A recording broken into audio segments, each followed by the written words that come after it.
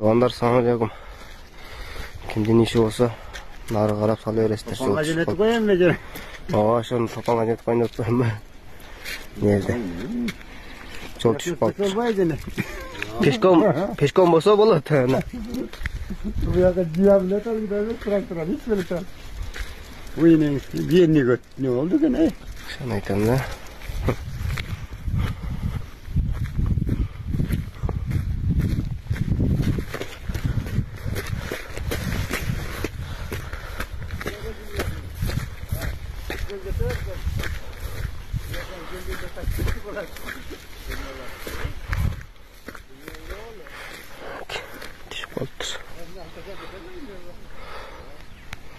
Орусияда кыргызстандыктар сабылган бордоз тумончосун башкаруучусуна жана 2 адамга кылмыш иши козголду. Бул тууралуу Орусиянын ИИМнин расмий өкүлү Ирина Волк өзүнүн Telegram каналы аркылуу билдирди.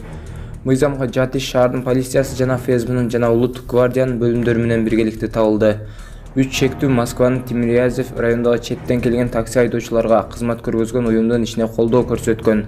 Рейд учурунда полиция өндүрүшүнүн ичинде тиешелүү документи жок иштеген жана жашаган чет элдиктерди кармап, алар өлкөдө жүрүү эрежесин бузганы аныкталды. Полиция мигранттарга карата Орусия Федерациясынын административдик мыйзам бузуу кодексинин 18-8 беренеси менен акт түзгөн. Ага ылайык айыппул салуу жана өлкөдөн чыгаруу каралган. Орусиянын кылмыш кодексинин 322-1 беренеси менен 2 адам камакка мончону иштеткен аял үй камагына алынды деп жазылган маалыматта. Assalamu alaikum, hurmatly jamat. Abek balıkçı. Baştalıptır. Kızığı жүрүп жатыптыр. Урматтуу Москва шаарында эмгектенип үй бүлө багып жаткан мекенештер, сиздер үчүн 12 жылдан бери таза документ жасап келе жаткан Али Байкени сунуштайм. Документтердин бардык түрүн ишенимдүү түрдө жасап беришет. ННН, СНИЛС, медкнижка, справка, период паспорт, ДМС, ОМС, детский полис, медкарта, трудовой договор, проверка регистрация, проверка запрет, проверка черный список. Эгерде срогу бүтүп калса, базадан чыгып кетсе, Сахаровага барган эмес болсо, 3 айга продление кылып беребиз. Bir ayda bir bazaсын текшерип беришет, базадан чыгып кетсе кайрадан киргизип беребиз. Байланыш номер +7929 541 02 05 номерине кайрылсаңыздар болот. Али Байке жооп берет.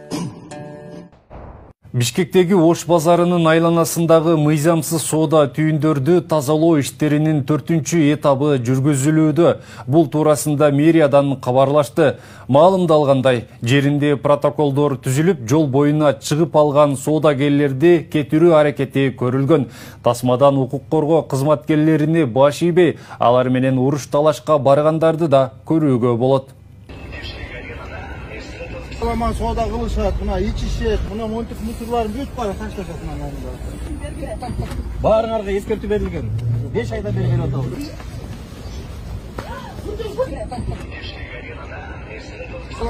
Öde kesin. Kim olsun bunu?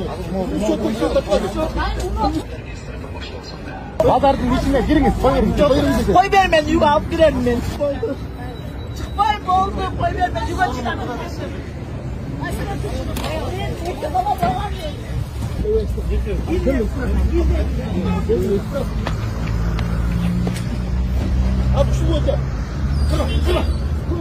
Assalamu alaikum Kırgız elim. Аты жөнүм Алимов Дастанбек, 1999 жылы төрөлгөнмүн. Тükөстен алган күстүк оорусу менен төрөлгөнмүн. Анан азыркы учурда сколиоз менде 4-чү степенге келип калды. Дем алышым кыйындап, ички органдарым кысып, санчкылап, грудной клетка уже көрүп атасыңар, ошол жерге чейин көтөрүлүп кетти. Арткы жагым видеодо көрсөтөбүз. Азыр ошого чине мага акча керек болуп атат.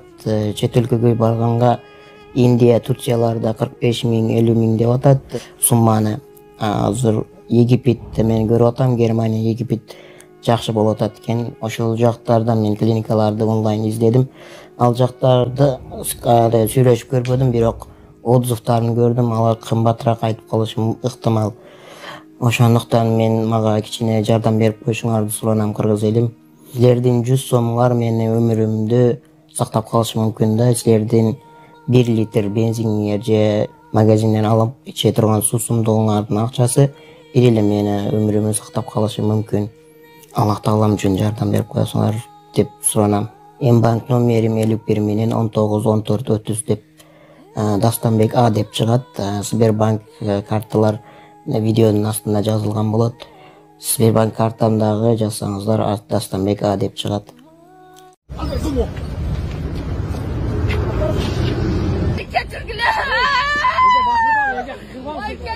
Киргизип коюп анан биз жылганда чыгарабыз деген ойдо болбогонсуздар. Мен болдум, мен чыкпайм болду.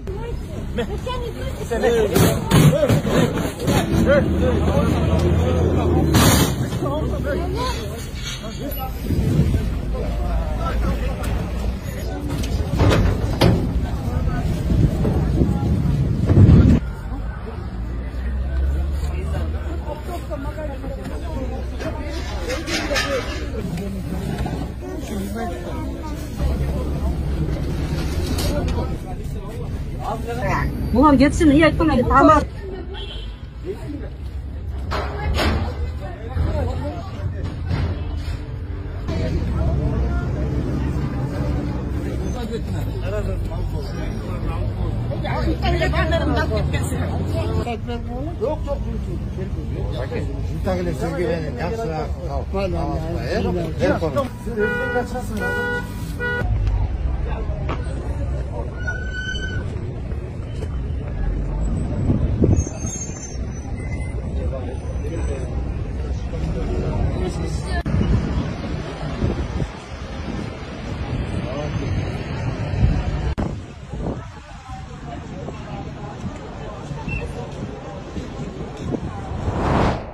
Кейджо Group компаниясы курган бир нече үйлөрдүн электр жарыгынын өчүрүлүшү боюнча кылмыш иши козголду. Бул тууралуу Бишкек шаардык кеңешинин жыйынында депутат Жаныбек Абиров билдирди. Анын айтымында, ишкана жашоочулар 1,5 жылдан бери электр энергиясы үчүн төлөп келген акчаны өздөштүрүп алган. Тергөө иштерин прокуратура жана УКМК жүргүзүүдө.